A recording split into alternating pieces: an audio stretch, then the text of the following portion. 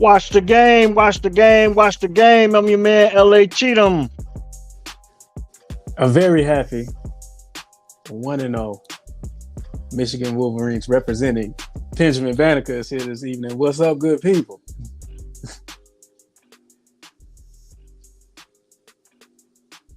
Hey man, we could talk about Michigan, and some interesting things about college football. Kicking off week one of what was really the second week of college football, if you want to count week zero.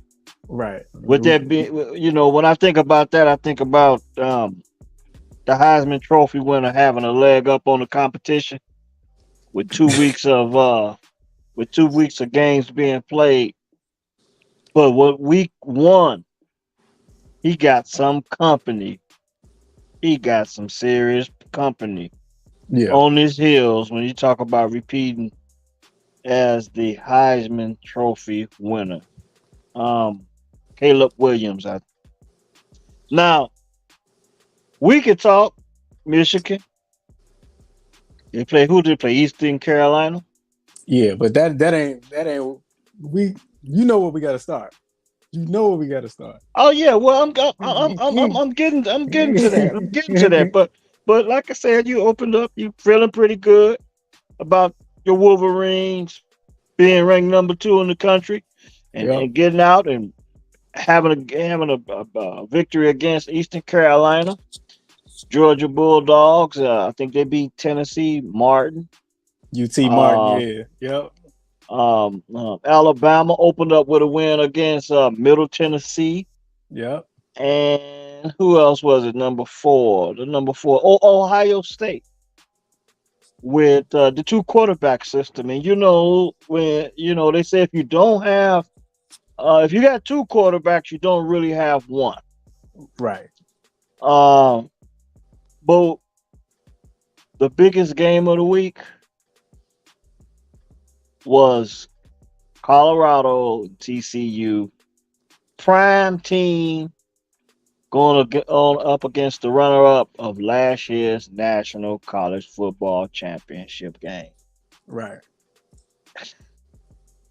I got some mixed opinions about this. Not the game, the total. The reaction to the game. Great to see Dion get off to because I was really looking forward to seeing this game, and it lived up to the hype.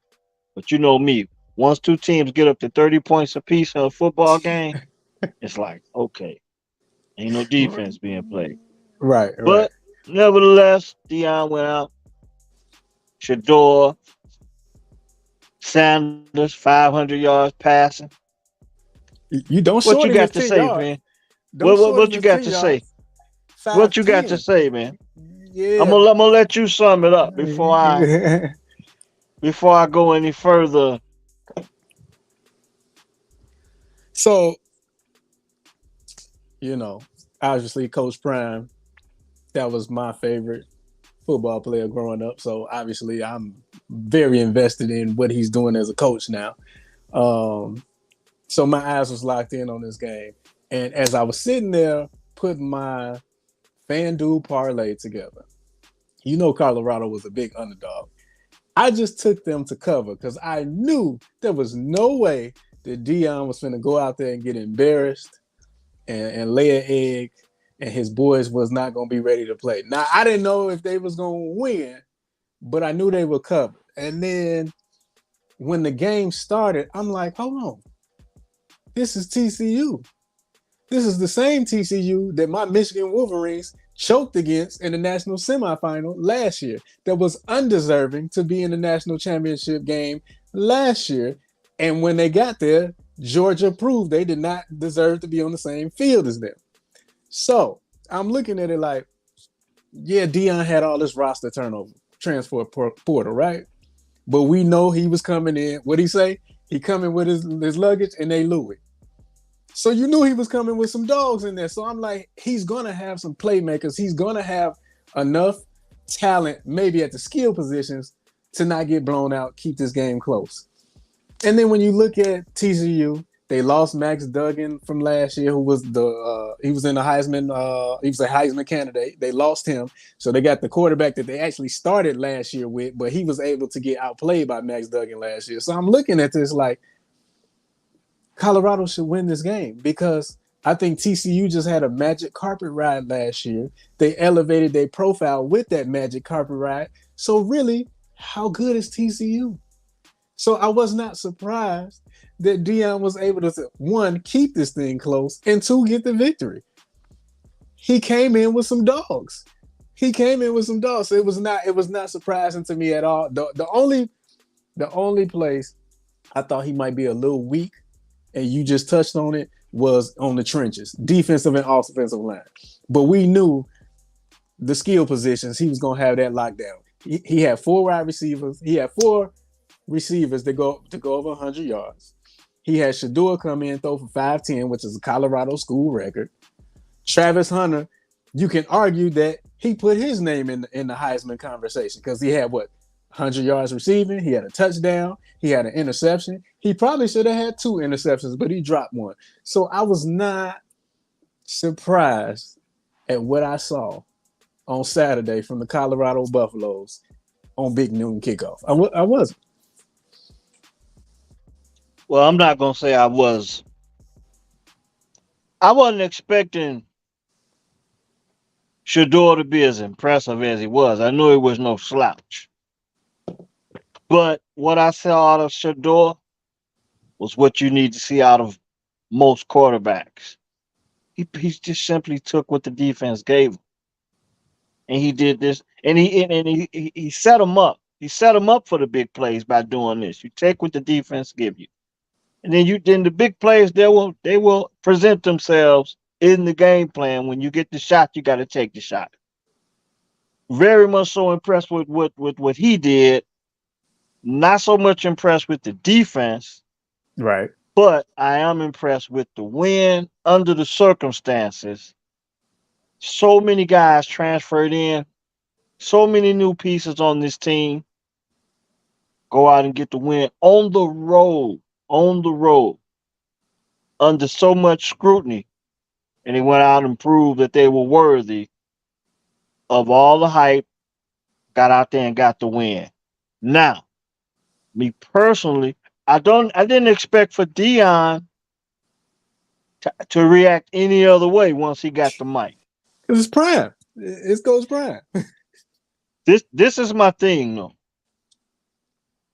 Very much so impressed with what Dion did. Very much so impressed. I think that he's gonna have a direct big impact on Colorado football because he's gonna be able to recruit. My question is how long will he stay in college football? Because once Shador and Shiloh is gone, where would his motivation be? His motivation to coach in the first place was because of his kids. If you know the backstory on Dion coaching experience, he got his guys, he got his kids involved in football, and then he was kind of checking out some of the things, some of the coaches, some of the mistakes the coaches were making, and that's what influenced him and inspired him to coach. What he found out was he had a passion to coach. My thing is, how much longer will he coach at least at the college level once Shador and Shiloh is done? Because if he can stick it out, it's gonna make a big difference at Colorado as long as he's there. I mean, they reestablishing the tradition is not even that's an understatement right now. He's taking them to a whole new level with this. I mean, Colorado haven't been good since like the late '90s. Yeah, we It's been a talking long time. Cordell Stewart, Rashawn Salam. What was the receiver Westbrook? Like Westbrook, yep. we talking a long time. I think Dion will. I don't think he got no interest in going to the pros whatsoever. I think he knows that as great as he is as Deion Sanders, that taking a pro job that has an end date on it. because it can be just like Jim Harbaugh when he went to the 49ers. He went to what, three NFC championship games, and new management came in. They, Jim, you not our guy, and you got up out of there. But like I said, three NFC championship games in 4 years, a Super Bowl appearance, and new guys came in. They wanted to replace him. So I think he knows the NFL coaching landscape is limited for him. I think ultimately where he's gonna end up is back at Florida State. I think Dion really, like, all jokes aside, I know we love Prime and everything like this, but I think all jokes aside, Dion has the potential to be listed and mentioned up there with the great college football coaches when they talk about the Nick Sabans and the Urban Meyers of the game, and these type of coaches, just based on the fact that he can out recruit these guys in his sleep. So he's always going to be able to get top talent because he's Deion Sanders. And then when he puts the results on the field, that these kids can get behind him, like, man, I'm gonna go play with Deion. And you got to think, these kids' parents grew up loving Deion Sanders. So, like me, Link, okay, my son, 4 months old, okay. If he grows up and plays football, and has a chance to play at that level, and Deion's still coaching, he's interested, where you think I'm gonna steer him to go? And I love Michigan, you know what I'm saying? So he got a leg up on all of that. And I really think that his legacy could be the greatest cornerback ever to play the game, Hall of Fame football player. Oh yeah, he also played baseball at a very high level. Then he comes back and be one of the top college coaches in the game. Man, this is storybook stuff. This is legend stuff that he's doing right now. But I ultimately feel like he's gonna end up at Florida State, because Florida State gonna come with that bag. Florida State gonna be like, Deion, you play here, do it for Bobby Bowden. They're gonna pull on his heartstrings. He a Florida boy anyway, Fort Myers, Florida. He going back to the crib.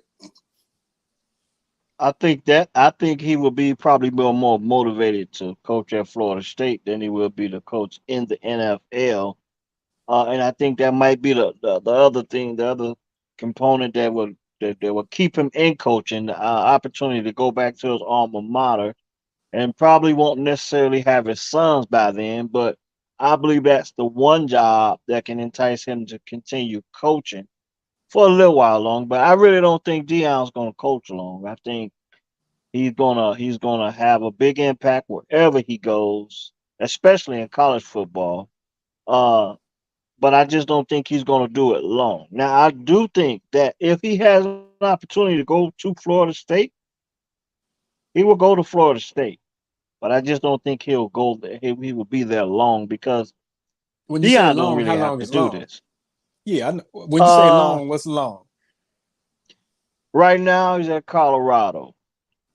He Okay, so I 55 say right now, okay, so I give him 3 to 4 years at Colorado. right? And then if he was to go to Florida State, and if they playing at an extremely high level, if he can get that team to a championship level, one or two championships, and he would be done. So I'm gonna say about anywhere from 3 to 4 years at Colorado, give or take, about the same at Florida State. I just don't think Dion needs to coach. Um, and that's why I said, would he continue to coach once his sons are done? But Florida State, I believe Florida State would be intriguing for him. I think he would probably love the opportunity to do that, coach at his alma mater. That might be the only thing that keep him around because shit, uh, Shador might be in the league if he keep it up at this rate. Tom Brady is his mentor. It's I Shador's found that mentor. out.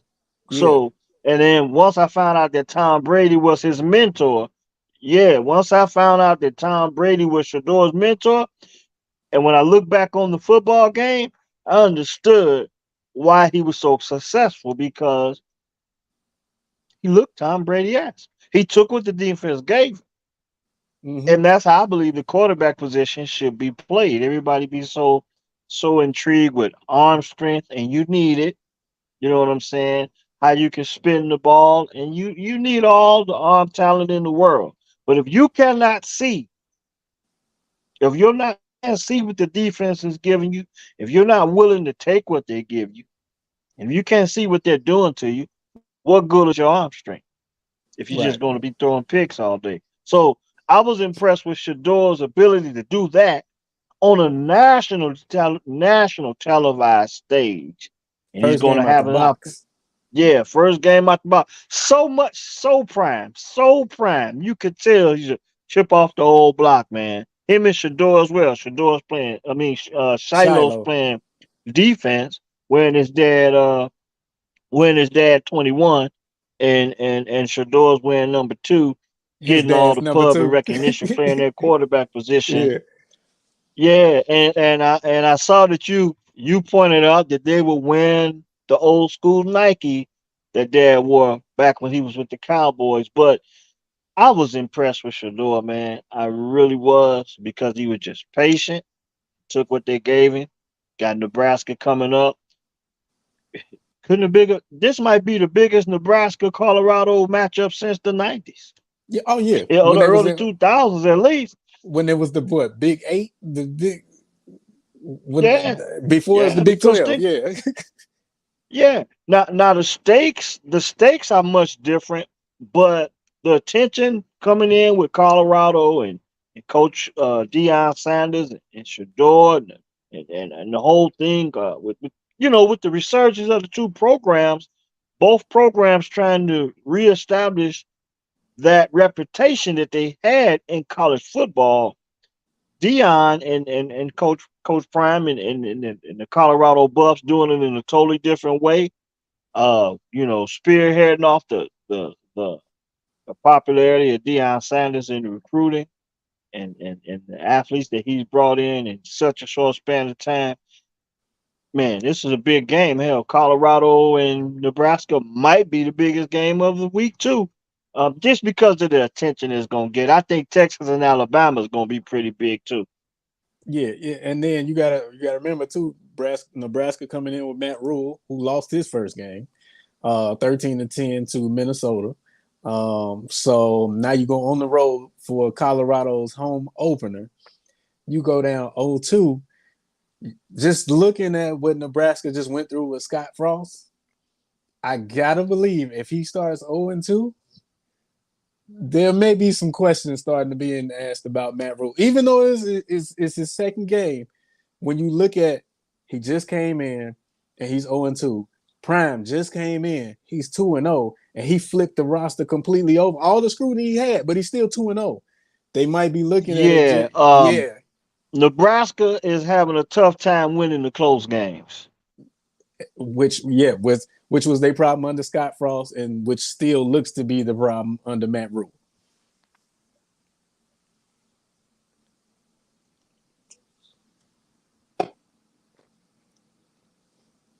Look like LA having some technicals. You back? You back? Yeah, we back. I'm back. Yeah, no, I was just saying Nebraska was having that problem under Scott Frost. They had that problem for what 4 or 5 years under Scott Frost. Matt Rule comes in, same problem. I don't know where Nebraska was ranked in the transfer portal as far as players they flipped to get guys in to run his system.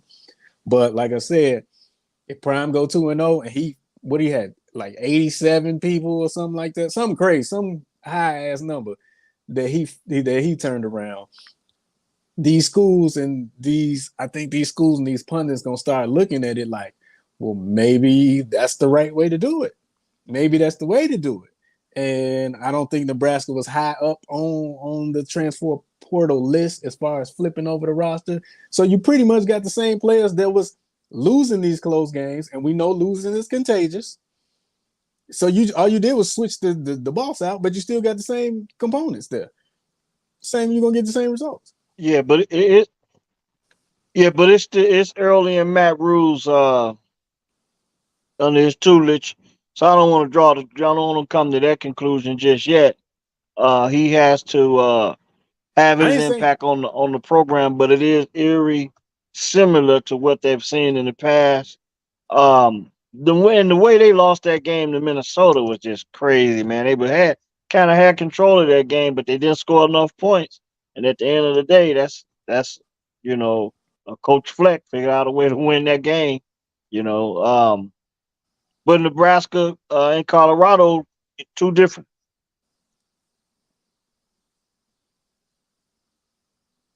Nebraska and Colorado is on a collision course to we having some big time difficulties with them. I'm freezing up quite a bit, but um Nebraska and Colorado big game on Saturday. Um I'm looking forward to it, especially to see how Colorado follows up after beating TCU on the road, and then to see what type of the atmosphere is going to be off the chain in Boulder. That's gonna be something to see. Gonna be another big noon game, another national televised game. So I'm looking forward to that. But with all the Colorado talk and you know what I'm saying, they kind of overshadowed everything. I mean, for the whole college football weekend. But you got to look at the top four teams in the country. We talked a little bit about Michigan. We could get back to Michigan a little bit when you talk about the game in which, or that they played against East Carolina, and then first and foremost, let me think. Let me tell you like this: Florida State, LSU. I got to give it up to those two programs because week one they laid it all on the line in week one.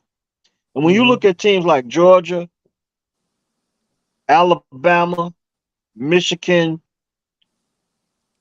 Ohio State, top four teams in the country, and you look at the opponents that they faced off with in week one,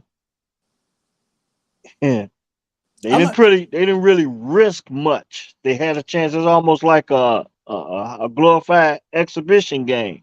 So they were able to work out a few kinks and right. figure out, especially with Ohio State, Alabama, and Georgia, because they're putting in new quarterbacks. You know what I'm saying? So how can you really say Georgia's number one team in the country?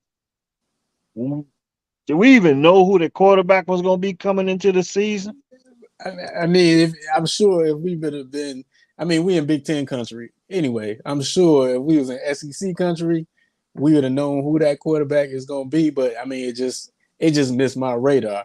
But I will push back on this hot take of you got to give Ohio State some credit. LA having some more technicals over there. But I'm saying you got to give Ohio State some credit, being that they did schedule IU and they went on the road to play them. So that's a conference opponent. I'm going to give them a little bit more of a pass than I'm going to give Bama and Georgia, because Bama and Georgia both opened up at home versus quote unquote nobodies. Ohio State went on the road versus a conference opponent with a new quarterback, and they played football. So I'm gonna give them more of a nod. Michigan again open at home versus East Carolina. East Carolina, we didn't expect much from East Carolina. So Michigan went on ahead and took care of that. Now, I will say, watching the Michigan game, Blake Corum, we know he got hurt. He missed. He missed. Hold on, let me get LA back in here. Yeah, I was still going, man. Let me just catch you up on what I was saying. So I was saying I will give Ohio State a little bit more of Now I'm having the. trouble hearing you. Can you hear me? You got me? You got me?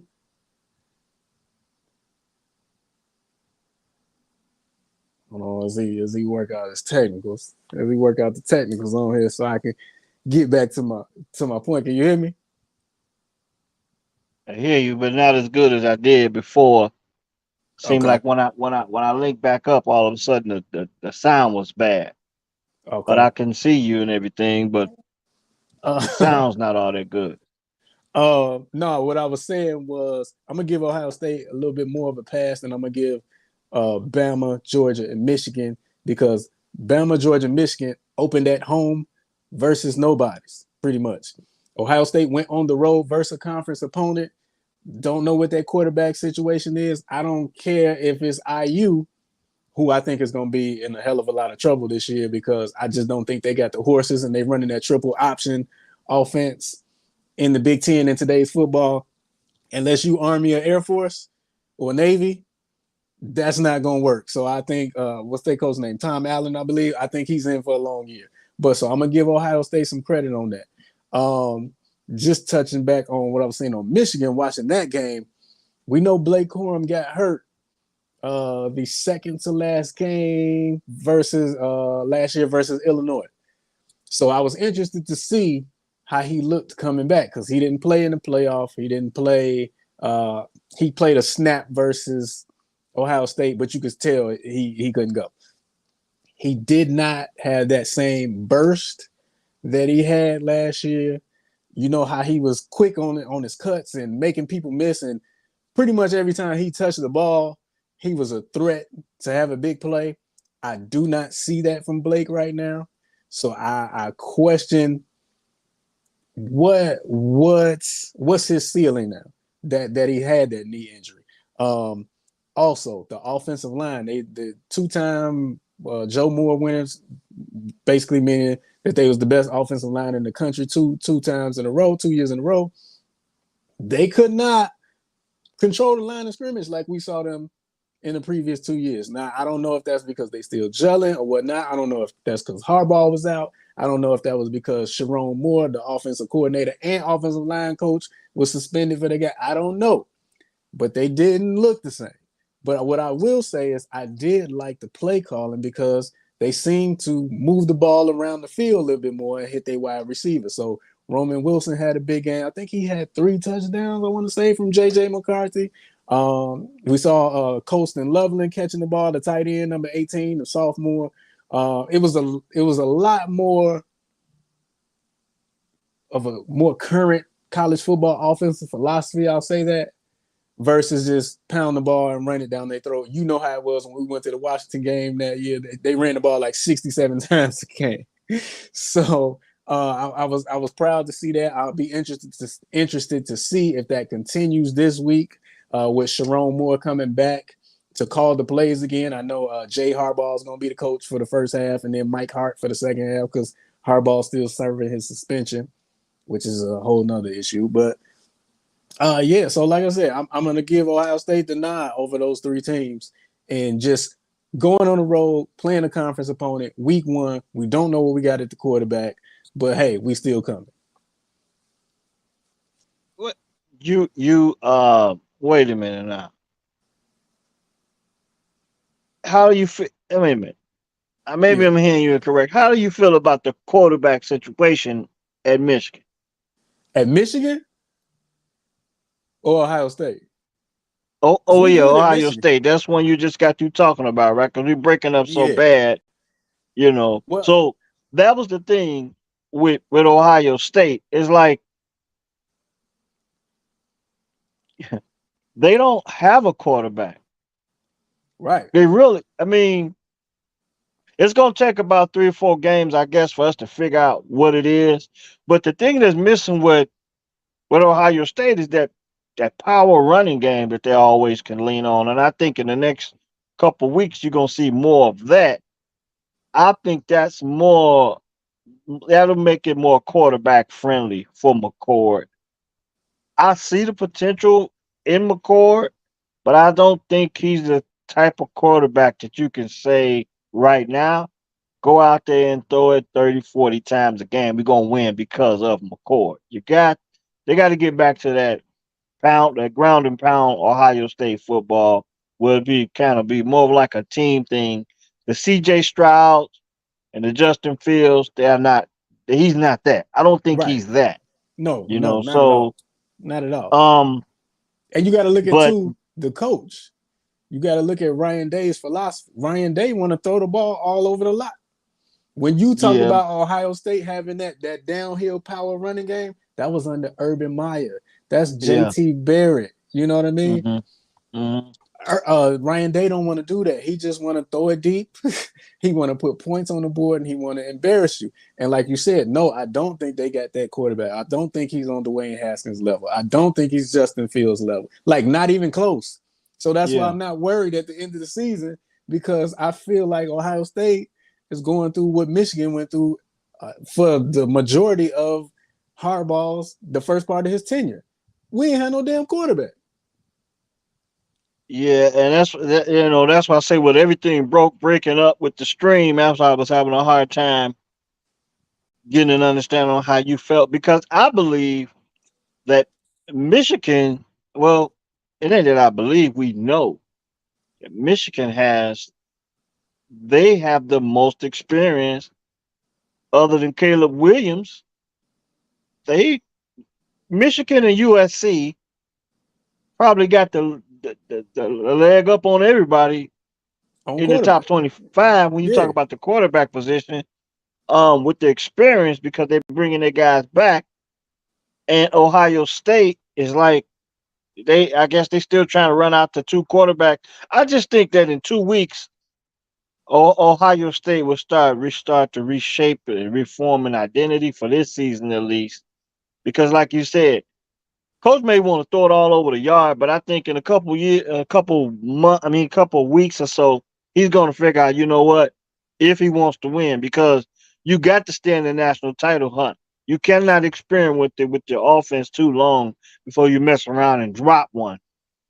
I think he's going to have to like power up and just fill this thing out. By the way, he's got a quarterback coming in next year named they call him Air Nolan. Yeah, yeah, I know. Okay. Yeah. Yeah, we got Jake Uh, Davis though, so we good. I had a chance to check the kid out a couple of weeks ago. Uh, I don't know what to expect, but if McCord don't get it together, Nolan gonna be at the Oh, controls next 1,000. season. 1,000%. I don't So care if he, it's McCord or number 33, Devin Brown. Whoever they go with this year will not be the quarterback next year. yeah, Devin Brown can keep 33 because he'll probably be playing tailback next year. Or special teams. Yeah, special teams. Or might end up in the transfer portal. But either way, when your quarterback rolling out with the number 33, I don't have a lot of faith in him. So That, I'm just gonna keep it like that. I mean, gadget plays maybe, but not consistently back there taking snaps, and we're gonna march down the field and we're gonna win games with this guy because he win number 33. That don't look good to me. that's almost as Uh, bad as Devin Gardner. Remember he wore number 98 for Michigan? well, That was bad. That it was was bad. bad, and I think it reflected once he changed his number. Then his game kind of went Yeah, he had downhill at one that good. point. He had one But good I game think versus Notre Dame. he wore that number to honor Tom another Herman. defensive lineman or something like that. Yeah, But Tom Herman. yeah. So I'm with you. I guess we'll leave the jury out on Ohio State. I'm not really a believer. Give me a couple weeks and then we'll figure it out. Um, Alabama, Milroy going out. They played Middle Tennessee, and kind of Not in a the same believer. situation. Yeah. They kind of put it on Middle Tennessee the same way Michigan put it. Well, the way Georgia put it on Tennessee Martin. They were 56-7. Georgia, I think they won that game like it was 48-7. Alabama got a test coming up this week with Texas. I'm looking forward to that game. I think that'll give us sports fans, give us college football fans a good gauge on where Alabama was because remember last year that They almost Alabama lost. Texas game was a big game. I mean Alabama like squeaked that one out. So it's gonna be interesting to see what happens this week with Alabama and Texas. Um, That game is in Bama this year, though, right? I don't know. I mean, I'm not sure, but Last year they played at Texas. So yeah, they did. They played at Texas last year, but that's gonna be an interesting game to see how things match up with those two teams. I think Texas number 11 and Bama number 4. So that's gonna be a top top 15 matchup. Looking forward to seeing that game. Um, we can't go without talking about Caleb Williams. Uh, I think USC is 2-0. Yeah, 66-14 over Nevada. Um, I think in order for Caleb Williams to win the Heisman this season, USC has to be in the national title hunt. right, And the Achilles heel for USC has been the Utah Utes. right. And like I said, when you look at what Shador did and a lot of other quarterbacks, the Pac-12 is very, very talented with quarterbacks. Very, very talented with quarterbacks. DJU over at Oregon State had a big game. It's like they unplugged a whole different quarterback at Oregon State compared to the one we see at Clemson. Um, Who lost to Duke, by the way? Bo But keep going. Nix, Yeah, Bo Nix at Oregon. Like we were talking about it earlier. This is a man. It's kind of unfortunate that the Pac-12 is busting up, but this is a 1 year shot, so we can say they're going out with a bang because it's gonna be some good football played in the Pac-12. But Caleb Williams has some company this year when they talk about repeating as Heisman, and I think in order for him to do it, he most definitely have to have their team in a national title hunt. And do you take McCarthy uh, as a legitimate Heisman candidate, or you just think he's like the steady point guard on a really good football team that's going to probably win the national championship game? yep. Steady point guard on a really good team. I think he's getting Heisman talk or mention because this is third year he's been there. He came in Yeah, 5-star recruit. Second year he was able to take the job over. He's been in the college football playoffs 2 years in a row. Even though he didn't start the first year, he was able to move the ball against Georgia and put some points on the board, which Cade McNamara was not able to do. But I don't think he's a legit Heisman candidate. And I'll even circle back to you on Caleb Williams, just kind of thinking back to what happened last year. I don't know if Caleb Williams was the true Heisman winner or did he win by default because everybody got hurt. Because remember, we had Hendon Hooker, who was playing lights out. Remember, Blake Corum was playing lights out. He got hurt. If CJ Stroud beats Michigan, he's in the conversation for getting the Heisman. Max Duggan, if they don't lose to Kansas State, he's probably gets more of a boost to win it. So I'm kind of putting a little asterisk next to Caleb from last year because I just really feel like they was like looking around like who we gonna give it to, who we gonna give it to, and it just fell to him. So now if he comes back and win it this year, I think it might be more legit. But we know how the Heisman voters are. Ain't nobody won it 2 times in a row since what Archie Griffin, right? yeah, and that's why I say Caleb was going to have to be in a national championship hunt for him to win it again. So Exactly. he better beat the Utah Utes this year.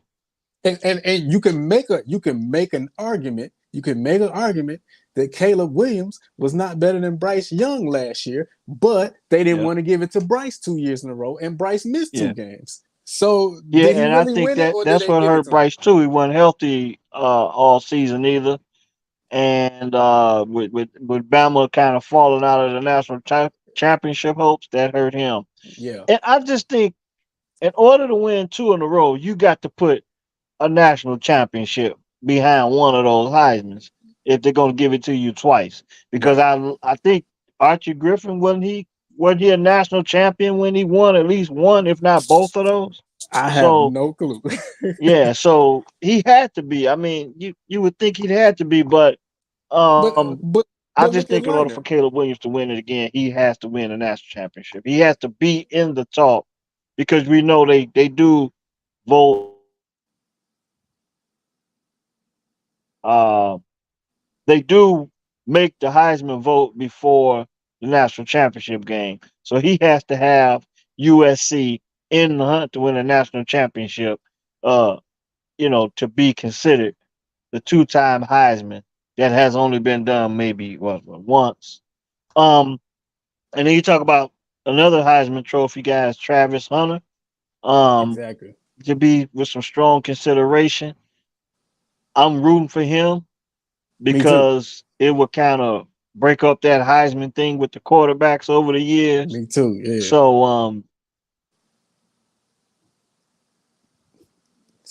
Yeah, LA having some more technicals, but just to touch on the Heisman, yeah, winning the Heisman 2 years in a row, that's just something we just really we don't even really see it no more. And I was gonna bring up the point of USC back in the Matt Leinart and Reggie Bush. Uh, yeah, no, man, I was just making a point about the two times in the Heisman.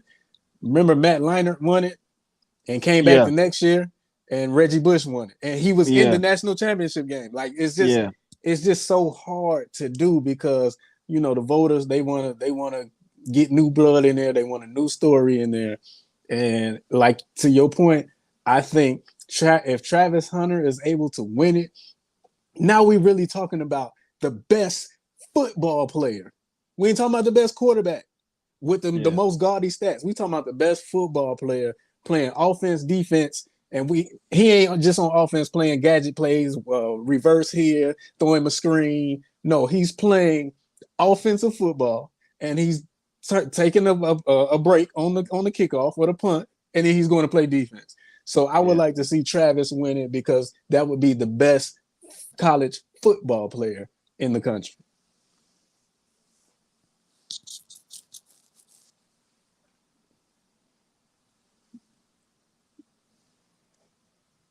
Yeah, man, we having some technicals tonight, man. We having some technicals tonight. I don't know if Big time, yeah, big time. I don't know if ESPN is trying to shut us down or Well, FS1.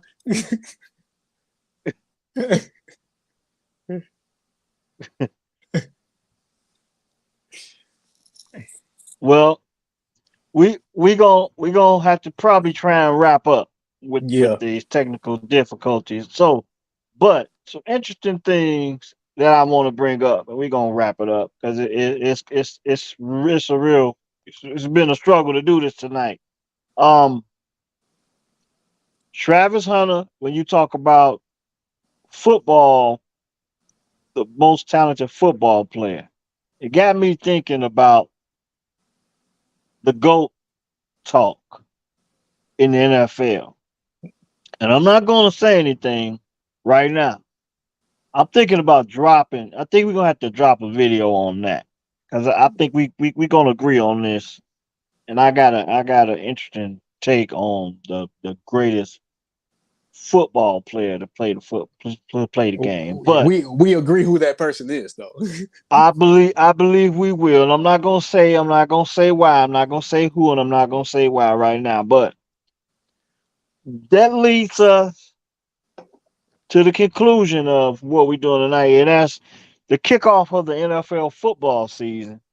So me and you, we Bear fans, Yeah, looking forward to Bears Packers, but we cannot talk about Bears Packers without talking about the Super Bowl champs going out on Thursday night football, kicking off the season, 2023 football season for the NFL, and they're welcoming in the Detroit Lions, the Kansas City Chiefs, and Detroit Lions. Prime time.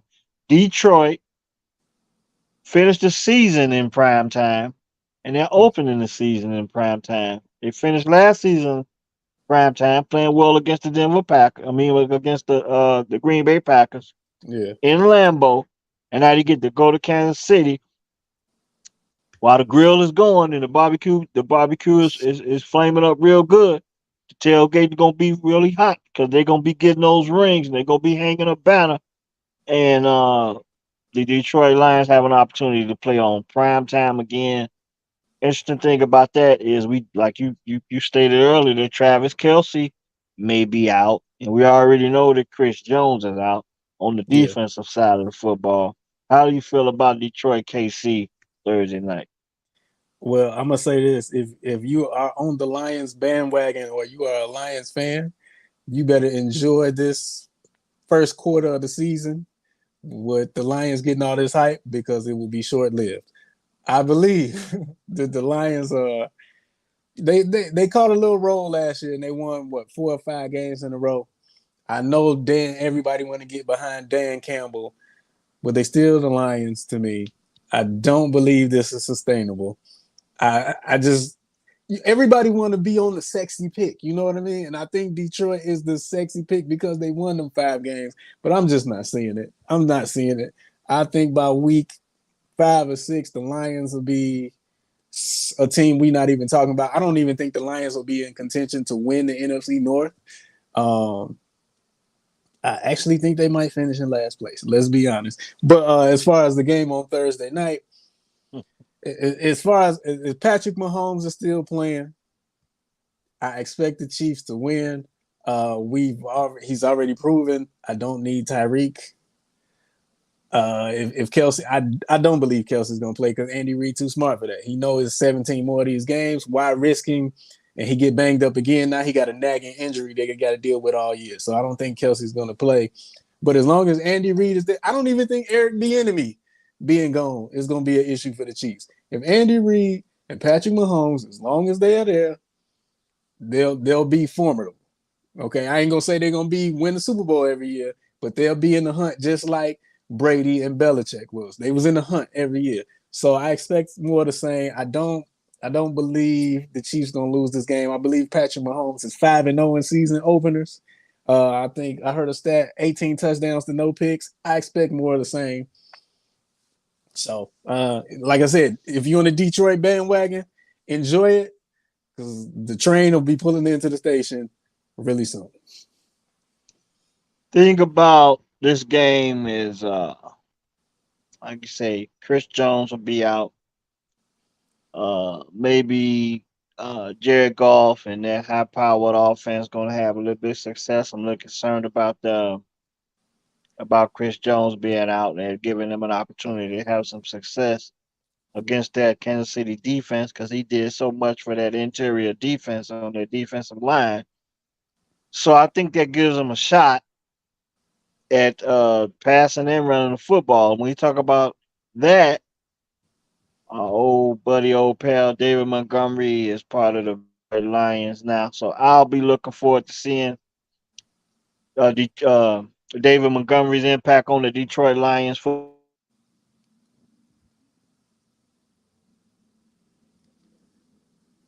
team. Yeah, these technicals won't let us be great tonight.